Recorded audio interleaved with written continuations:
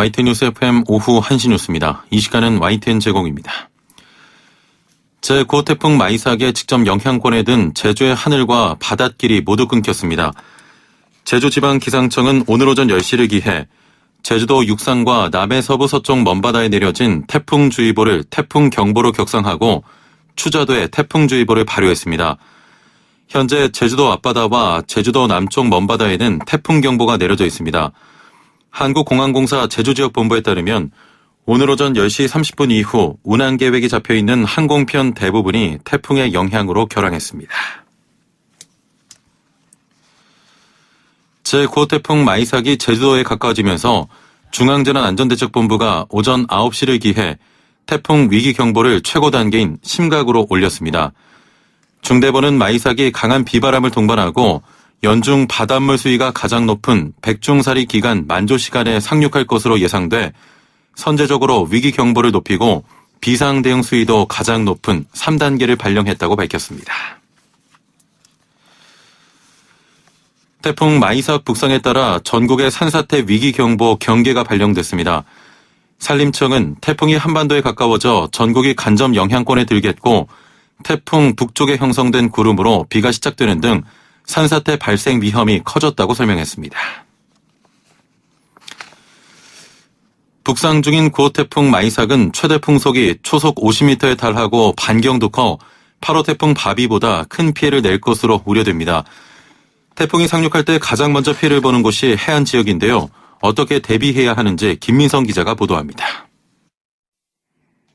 지난 2016년 태풍 차바가 일으킨 파도가 방파제를 집어삼킵니다.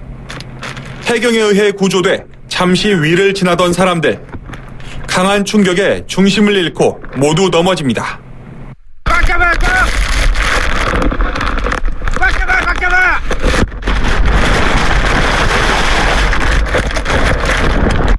밧줄을 잡고 겨우 몸을 일으키지만 곧바로 들이친 두 번째 파도에 다시 한번 힘없이 쓰러집니다. 남해안 상륙이 예상되는 태풍 마이삭도 매우 강한 비바람을 몰고 옵니다. 특히 해안가에는 태풍이 상륙하기 전에도 언제든 너울이 덮칠 수 있기에 접근을 피해야 합니다. 선박이나 어망, 어구는 미리 결박해야 피해를 최소화할 수 있습니다. 방파제가 파도를 제대로 막지 못하는 곳이라면 선박 등을 아예 무트로 옮기는 편이 낫습니다. 해안가 주변 건물은 더욱 철저히 대비해야 합니다. 창문에 X자로 테이프를 붙이기보다는 창틀과 창문 사이에 그 테이프를 사면에 붙이는 것이 오히려 좋고요. 창틀이 또 떨어져 나갈 수 있기 때문에 그 창틀에 우유곽 등을 끼워서 튼튼하게 고정하는 것이 좋겠습니다. 지하 주차장처럼 물이 흘러들 수 있는 곳에 물막이 벽을 설치하거나 모래 주머니를 쌓아 물길을 다른 쪽으로 돌려야 침수 피해를 줄일 수 있습니다. 또 태풍의 위력이 예상보다 강할 수 있으니 차량은 해안가에서 먼 곳으로 미리 옮겨야 합니다. YTN 김민성입니다. 코로나19 위중증 환자가 급증함에 따라 긴급하게 이달 말까지 중증 환자를 위한 병상을 110개 추가 확보하기로 했습니다. 중앙재난안전대책본부는 오늘 기준으로 위중증 환자 수가 124명이고 앞으로 중증 환자 병상에 대한 수요가 계속될 것으로 예상됨에 따라 공공 민간 기관과의 협력을 통해 추가 병상을 확보하는 데 총력을 다하겠다고 밝혔습니다. 기존의 일반 환자도 입원 가능한 중증 환자 병상을 중증 환자 전담 치료병원으로 지정해 코로나19 중증 환자만 입원 가능한 병상으로 확보하기로 했습니다. 수도권발 감염 확산을 촉발한 사랑제일교회와 관련해 아직 검사받지 않은 신도와 방문자가 20% 넘는 것으로 파악됐습니다. 중앙재난안전대책본부는 사랑제일교회 관련 추가 명단을 확보해 신도와 방문자 등 5,300여 명을 확인했다고 밝혔습니다. 이 가운데 74%인 3,900명만 코로나19 진단검사를 받았다고 설명했습니다. 코로나19 확진 판정을 받고 입원 치료를 받은 뒤 16일 만에 퇴원한 사랑제일교회 전광훈 목사가 퇴원하자마자 기자회견을 열고 문재인 정부를 비판했습니다. 전광훈 목사는 오늘 오전 사랑제일교회 앞에서 기자회견을 열고 정부가 자신과 사랑제일교회에 코로나19 모든 책임을 뒤집어 씌우는 사기극을 펼치고 있다고 주장했습니다. 또 문재인 대통령을 향해 앞으로 한 달 안에 국민에게 사과하라고 요구하며 낮은 연방제라고 하는 거짓 평화통일 주제를 가지고 국민을 속이는 행위를 계속한다면 순교할 각오가 돼 있다고도 말했습니다. 코로나19 확산에 따른 원격 수업 확대로 돌봄 공백이 커지자 정부가 가족 돌봄 휴가를 연장할 수 있도록 입법 지원에 나설 예정입니다. 교육부는 오늘 정부 세종청사와 정부 서울청사 영상회의를 통해 관계부처가 참여한 가운데 사회관계 장관회의를 열고 코로나19 확산에 따른 아동 돌봄 지원 대책을 논의했습니다. 가정 내 돌봄을 위해 정부는 현행 연간 10일인 가족 돌봄 휴가를 연장할 수 있도록 법 개정을 지원하고 후속 조치도 마련할 방침입니다. 전공의와 전임의 의대생이 참여하는 젊은의사 비상대책위원회와 의사협회는 내일 범의료계 4대학 저짓투쟁 특별위원회를 열고 의료계 단일 협상안을 논의할 예정입니다. 이는 어제 더불어민주당 한정혜 정책위의장이 최대진 의협회장을 만난 자리에서 의대 정원 확대와 공공의대 설립 등에 대해 제로 상태에서 논의할 수 있고 명문화 요구에 대해서도 가능성을 내비친 데 따른 것입니다. 이에 따라 범투위는 개원의와 전공의, 전임의, 의대생의 뜻을 모아 의료계 단일 협상안을 도출할 방침입니다. 범투위와 젊은의사 비대위는 회의에 앞서 오늘 저녁에 만나 최종 문구를 어떻게 정리할지, 향후 정책 재논의를 어떻게 추진해 나갈지 등을 논의할 예정입니다. 국회가 의대 정원 확대 등의 반발에 집단 휴진에 돌입한 의료계와 대화에 나선 가운데 정부가 일단 국회와 의료계의 논의 결과를 기다리겠다고 밝혔습니다. 손영래 보건복지부 대변인은 오늘 브리핑에서 전날 국회와 의료계 사이에 이뤄진 대화 성과에 관한 질문에 국회가 나서 전공의협의회나 의사협회와 함께 논의하고 있는 부분들에 대해 결과를 기다리고 있다고 말했습니다. 손 반장의 이 같은 언급은 그동안 의료계와 계속 갈등을 빚어온 의대 정원 확대 정책의 철회 여부에 대해 국회의 판단에 따르겠다는 뜻을 내비친 것으로 보입니다. 정부는 수도권에 공급하기로 한 127만 가구 가운데 33만 가구를 경기 북부에 공급할 계획입니다. 국토교통부는 공공특지를 통해 27만 가구를 공급하고 나머지 6만 가구는 정비사업을 통해 공급할 예정이라고 밝혔습니다. 입지가 확정된 공공특지 가운데 남양주시에 10만 3천 가구, 고양시 6만 7천 가구, 양주시 3만 5천 가구, 파주시 3만 6천 가구, 구리시에 7천 가구 등이 공급됩니다. 경기 북부권 공동특지 입주자 모집은 올해 3만 9천 가구를 시작으로 내년 2만 7천 가구, 오는 2022년에는 3만 2천 가구가 계획돼 있습니다. 자율주행차 사고조사위원회가 다음 달 8일 출범합니다. 국토교통부는 자율주행차 사고조사위원회 구성과 운영 등에 관한 규정 제정안을 오는 3일부터 행정 예고한다고 밝혔습니다. 사고조사위원회는 자율주행차 사고가 발생하면 보험회사가 조사위원회에 통보하고 조사위는 자율주행정보 기록장치 등을 확보해 조사를 시작하게 됩니다. 서울 지역 현재 기온은 25.1도, 지금까지 내린 비의 양은 1.6mm입니다. YT뉴스 FM 오후 1시 뉴스를 마칩니다. 최영진이었습니다. 잠시 후 안보라 이현웅의 어서옵쇼 3부가 방송됩니다. YT뉴스 FM. 안녕하세요. 한국건강가정진흥원 이사장 김혜영입니다. 세상에 똑같은 건 없다고 합니다. 작은 돌멩이조차 자세히 들여다보면 모양이 제각각인데요. 다른 모양의 돌멩이들을 보면서 다르다고 흉보는 사람은 없겠죠? 1인 가구, 다문화 가족, 한부모 조선 가족 등 우리 주위에는 다양한 형태의 가족이 존재하는데요. 가족에 대한 편견을 거두면 세상은 좀 더 따뜻해집니다. 한국건강가정진흥원은 다양한 가족과 함께 성장하는 건강하고 행복한 대한민국을 그립니다. 이 캠페인은 한국건강가정진흥원과 함께합니다. 안녕하세요. 한때 회계사를 꿈꾸던 프로그램 엔지니어 심윤석입니다. 경영학과를 졸업하고 회계사 시험을 준비했지만 취업의 문은 높았습니다. 기술을 배워보자 용기를 냈고 도전했습니다. 인생의 전환점이었죠. 문과생 비전공자에서 1년 만에 당당히 엔지니어가 된 지금 저의 선택에 완전 만족합니다. 취풍당당 전국 38개 캠퍼스에서 만나는 신기술 교육으로 새롭게 도전하세요. 이 캠페인은 기술로 일자리를 잇는 한국폴리텍 대학이 함께합니다. 사는 게 만만치가 않아. 오늘도 뭔가 안 풀리네. 들려오는 뉴스들은 한숨 팍팍 가슴 아프다. 그래서 우리가 왔잖아요. 12시부터 2시까지 신나게 에너지 업시켜. 어서 들어오세요.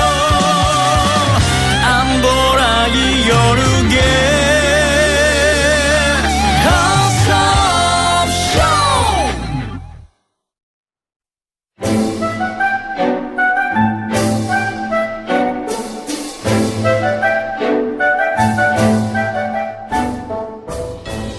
이복의 관상가 양반. 예, 전하.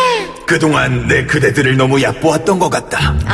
어제 4번째 질문으로 리코던가요? 요 질문 나오자마자 전하께서 당황하시는 모습 제가 아주 잘 봤습니다. 이제 금지. 그렇게 직접적으로 묻는 거 금지. 내 마음이야. 하지만 오늘은 좀 쉽지 않을 걸세. 한번 해보지. 좋습니다. 10번 질문을 하면서 답을 추측해서 맞추는 놀이 10곡에를 시작해보지요. 어벤져스 여러분, 지금부터 10곡에 함께 들으시면서 답을 맞춰주세요. 답을 맞히는데 큰 도움이 된 결정적인 질문을 해주신 분께는 저희가 특별히 선물 더 드립니다. 단문 50원, 장문 100원, 샵 0945, 우물정 0945번입니다. 질문 보내주실 수 있어요. 좋다. 그러면 이제 시작해보지. 오늘 10곡의 주제는 바로 먹거리일세.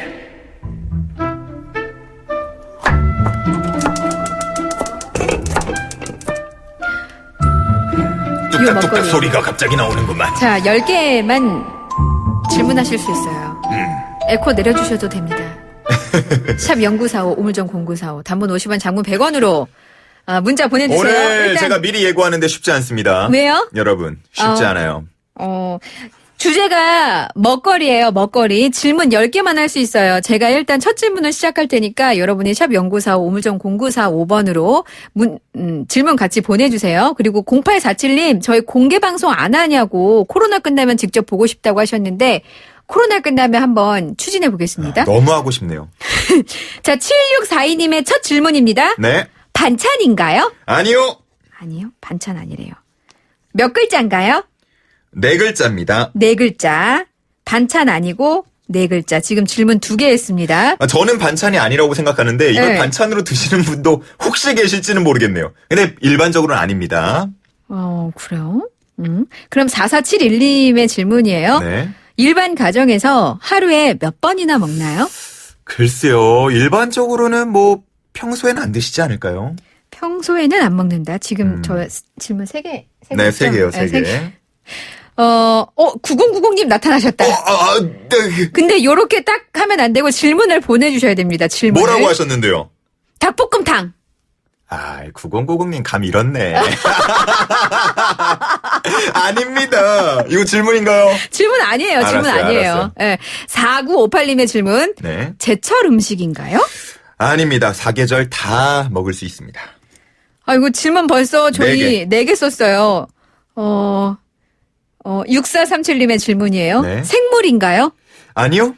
생물도 아니야? 생물 이렇게 들어갈 수도 있는데 메인 하여간 그건 아닙니다. 그 자체는 아닙니다. 0847님 네. 뜨겁게 먹나요? 차갑게 먹나요? 야, 이거는 저는 먹을 때마다 항상 고민해요. 그래? 네. 이럴 때는 이렇게 차갑게 먹기도 하고 네. 어떨 때는 또 뜨겁게 먹고 싶기도 하고요. 지금 그때 달라요. 너무 어렵다. 지금 저 4개 질문했죠? 6개요. 6개 했다고요? 네. 그래? 안 넘어오네. 자, 정리해보면 4글자고요. 반찬일 때도 있고 사람에 따라서 반찬으로 드시는 분들도 있다. 그리고 생물은 아니라고 합니다. 지금 6개 했다고 하니까. 네. 6개. 8347님의 질문이에요. 편의점에서 파나요? 8347님. 네. 누군가요? 8347님. 맞습니다. 편의점에서 판다고? 맞습니다. 잠깐만. 지금 질문 7개 야. 있어요. 편의점에서 팔고 4글자인데 뜨겁게 먹을까 차갑게 먹을까 항상 고민하고. 저는 차게 먹는 파입니다. 참고로. 나 감이 하나도 안 오는데? 네. 반찬도 아니고. 우리 청취자분들의 질문을 한번 봐주세요. 예리하시거든요. 잠깐 2222님의 질문. 동물 다리가 2개인가요? 뭐 치킨 이런 거 노리신 것 같은데 아닙니다. 양념치킨 아니에요. 양념치킨 아니래요. 자, 질문 2개 남았습니다. 질문 2개. 6075님의 질문. 무슨 색깔인가요? 겉으로 보기에는 검정색이죠. 검은색. 겉은 검정색. 네. 속은요? 속은 흰색? 뭐 여러 가지 색이 좀 될 수 있어요. 일도 모르겠네. 마지막 질문입니다. 마지막 질문. 6774님입니다. 6774님의 질문. 혹시 세모 모양인가요? 맞습니다. 어머! 잠깐만. 저 10개 다 했어요? 10개 다 했고요. 9개 아니에요? 제가 9개? 9개인 것 같은데? 10개 했고요. 제가 힌트를 드릴게요. 지금 많은 분들이 감을 못 잡으시는 것 같아서 네. 제가 직접 또 가지고 왔습니다. 요거 힌트를 드리는데 소리를 잘 들어보세요. 일단 포장을 뜯어야 됩니다. 편의점에서 파는 거라 그랬잖아요.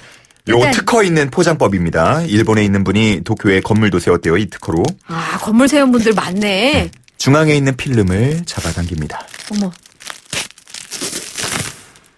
그리고 양쪽의 포장을 잡아당겨서 벗깁니다. 요거 하려고 나 김밥 안 줬구나. 요거를 잘못하면 요 겉에 있는 재료가 뜯겨 나가요. 조심해서 하시고요. 소리를 들려드릴게요.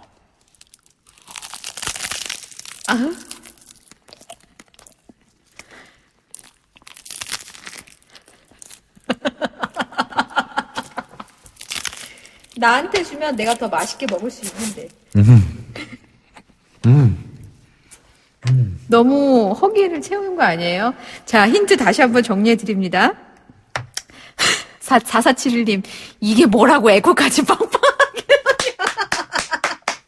요거 10곡입니다. 10곡에. 자, 편의점에서 파는 거예요. 뜨겁게 먹을지 차갑게 먹을지 항상 고민하게 만들고 4글자입니다. 편의점에서 파는 4글자. 세모 모양입니다. 세모 모양. 그리고 겉은 검은색, 속은 흰색에 가깝습니다. 9356님, 1, 2부부터 잘 들은 게 티가 납니다. 피디님 혼자 맛있게 드신 거네요. 라고 힌트를 주셨어요. 맞아요. 이거 조영구 씨가 굉장히 우리 피디를 혼자 먹었다고, 막 이거를. 정답 아시는 분은 샵 0945, 오물정 0945, 단문 50원, 장문 100원입니다. 편의점에서 파는 4글자의 세모 모양. 네.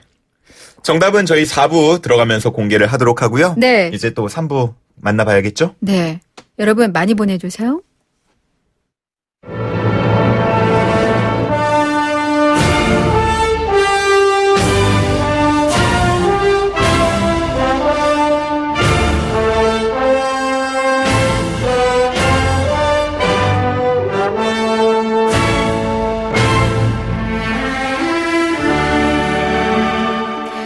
안보라 연흥의 어서옵쇼 3부 시작합니다. 어서옵쇼가 알려드리는 볼거리의 모든 것. 네, 월간이 TV 칼럼니스트 이승환 씨 오셨습니다. 안녕하세요. 안녕하세요. 이승환 씨 헤어스타일이 약간 아까 방금 그 퀴즈 퀴즈가 되게 비슷하네요. 굉장히.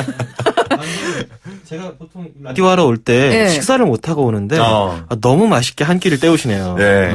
한 끼가 안 되죠. 보통 성인 남성이면 2개, 3개는 먹어줘야 되기 때문에. 그래요? 성인 남성도 성인 남성 나름이라. 나름인가요? 네. 하나로 돼요?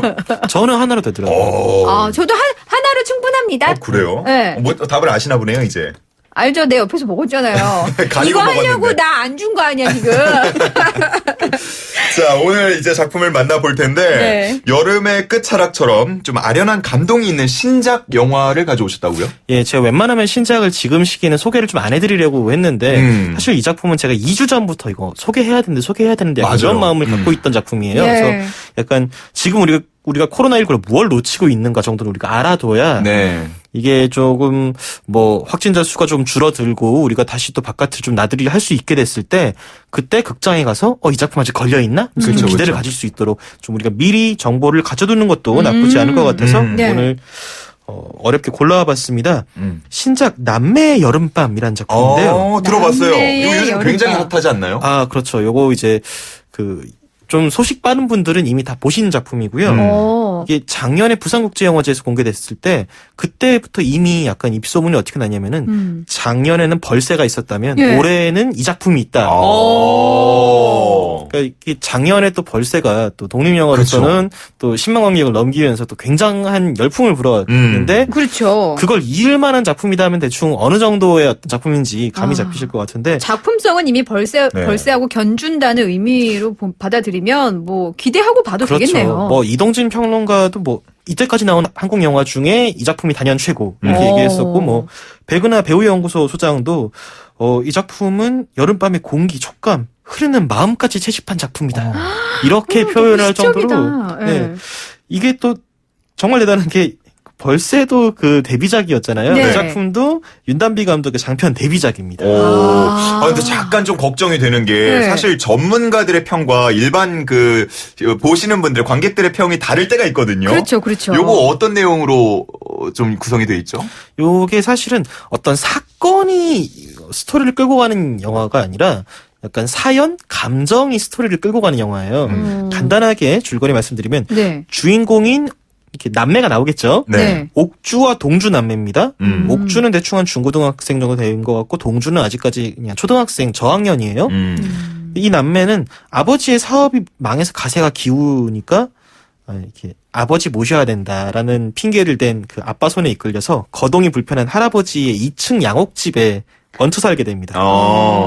근데 이 세 가족이 입주할 때쯤 해서 한동안 얼굴을 못 보고 지낸 고모도 약간 할아버지 건강 챙겨야 되는데 이런저런 핑계를 대면서 어느 순간 은근슬쩍 눌러 앉아요. 여기도 남매네요. 아버지랑 그렇죠. 고모. 예, 여긴 큰 남매하고 작은 남매가 다 나오는 작품인데 그래서 얼결에 같이 지내게 된 이 5 식구가 보내는 여름 한철을 그린 영화입니다. 그래서 대단히 큰 사건 같은 거는 뭐 일어나지 않아요. 뭐 갑자기 뭐 집이 무너진달지, 뭐 갑자기 누가 나를 배신을 하고 뭐 출생의 비밀이 있달지 이런 거 하나도 없고. 출생의 비밀. 예.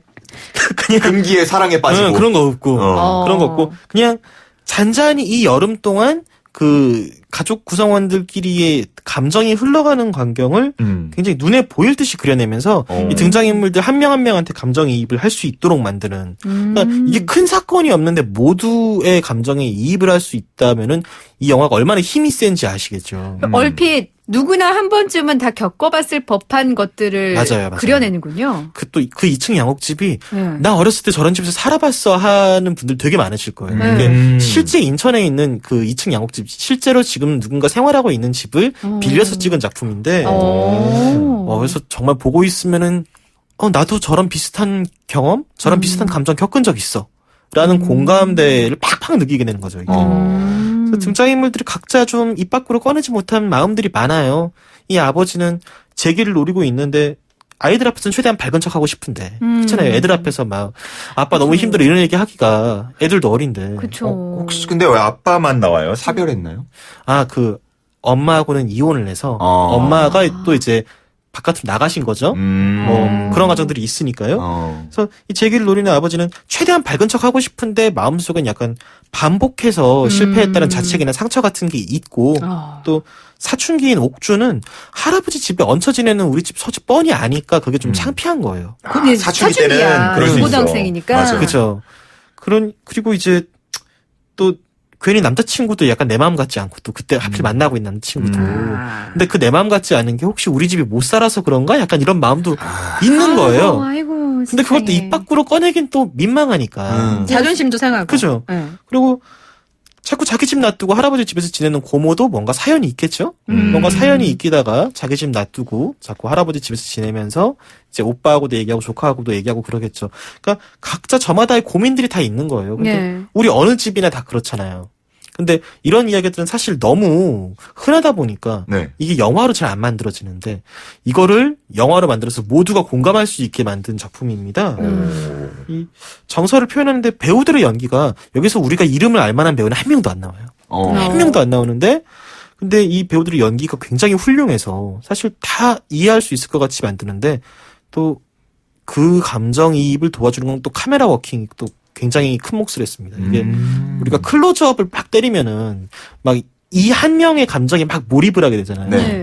근데 그게 아니라 이걸 전체를 풀샷으로 잡아서 이 사람들이 서로 대화를 주고받을 때 각자의 리액션이 어떤지 그 공간에 흐르는 미묘한 공기는 또 어떤지를 약간 전경으로 담아내는 거죠. 그러니까 우리도 왜 각자 막 이야기를 하고 싸우고 있으면은 각자의 입장에만 집중하다가 그걸 한 발 뒤로 물러서서 보면 아 쟤는 저런 사연 때문에 저렇게 핏대 올리는 거고 쟤는 저런 사연 때문에 저렇게 서운해하는 거구나가 보이잖아요. 이 영화가 그걸 해냅니다. 저 설명을 들으면서 약간 그 일본풍 영화 같은 거 있잖아요. 특히나 그 고레에다 히로카츠 감독 영화 그런 느낌도 좀 스쳐가기도 하네요. 맞아요. 이 작품 처음에 공개됐을 때 영화제에서 그런 이야기들 많이 나왔었고요. 또 뭐 약간 좀 멀게 가면은 뭐 대만 에드워드 양이나 뭐 일본의 오지 야스지로 같은 그러니까 약간 동아시아 감독들 특유의 약간 관조의 시선의 흐름이 있었어요. 그 계보가 있었는데 그 계보를 잇는 작품이라고 할 수 있겠죠. 그러니까 어떤 프레임 안에 있는 사람들 전체의 정서를 관찰하고 그거를 풍경화나 정물화처럼 담아내는 이 구도가 약간 이런 영화들 좋아하셨던 분들이라면 굉장히 낯익고 편안하실 거예요.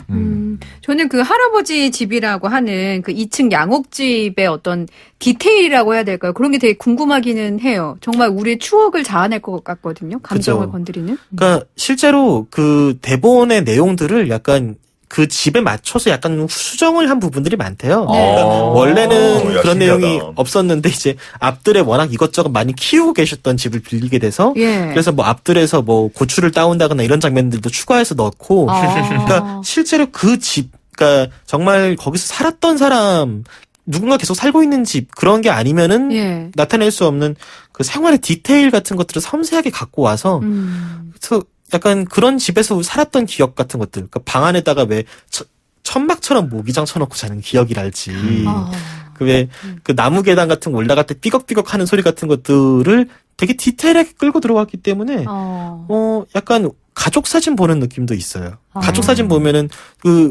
우리가 그 사진을 어디서 찍었는가 하는 그 공간 자체도 사실 약간 가족의 일원처럼 느껴지잖아요. 그렇죠, 그렇죠. 그래서 보고 나면 아 나도 우리 가족들한테 이런 원망, 이런 그리움, 이런 서운함, 이런 미안함 느꼈는데 하는 것들을 흠뻑 적시면서 나오실 수 있는 그런 영화입니다.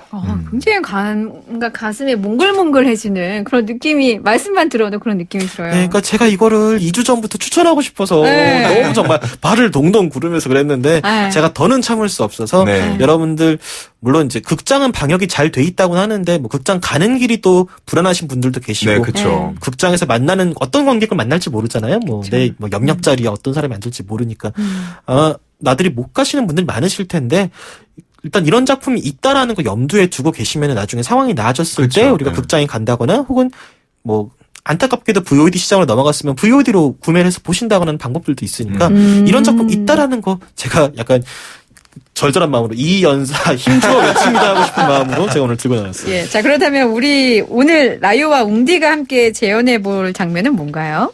예, 오늘의 장면은 온 집안 식구들이 비빔국수를 해먹는 날의 장면입니다. 이 옥주하고 동주 남매는 또 어른들하고 따로 또 이제 그 남매끼리 2층에서 자기들끼리만 먹는데 그러다가 이제 동생 동주가 이혼한 엄마가 뭐 오랜만에 자기들을 보자라고 했다는 이야기를 꺼내요. 연락을 좀 하나 보죠. 네. 근데 옥주는 좀 마음이 안 좋아요. 왜냐면은 그럴 것 같아요. 옥주라고 엄마가 막 싫겠어요? 또 그립기도 하고 보고 싶기도 하겠지만 어쩐지 약간 엄마가 자기들만 이 상황에 놓고 간 것 같은 원망이 있는 거예요. 원망스럽고 서운하고 뭐 복합적인 감정이 있겠죠. 그래서 무심하게 국수를 먹으면서 이 남매가 엄마를 만날지 말지에 대해서 이야기하는 장면인데요. 약간 이 두 사람의 감정이 미묘하게 흐르는 장면, 제 두 분의 연기 실력이 지금 물이 올랐기 때문에 제가 신뢰를 하면서 부탁 드려보겠습니다.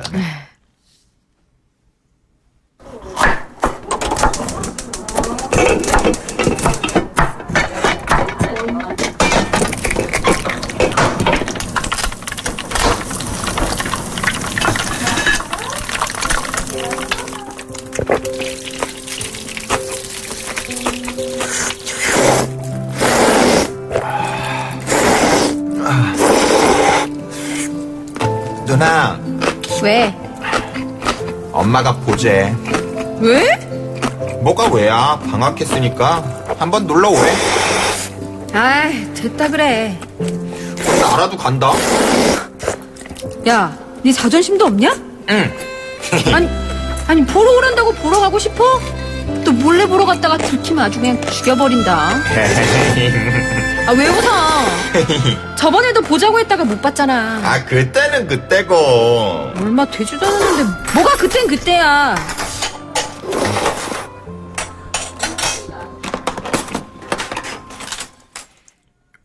끝인가요? 예. 딱 요 장면 요만큼만 맛보여드리는 게. 너무 아쉬운데요. 너무 아쉽다. 지금 막 몰입했는데. 오늘 연기 되게 좋았어요. 저 약간 그 사춘기를 겪고 있고 엄마를 그리워하면서도 원망하는 그런 중고딩의 어떤 마음을 담아서 최고였어.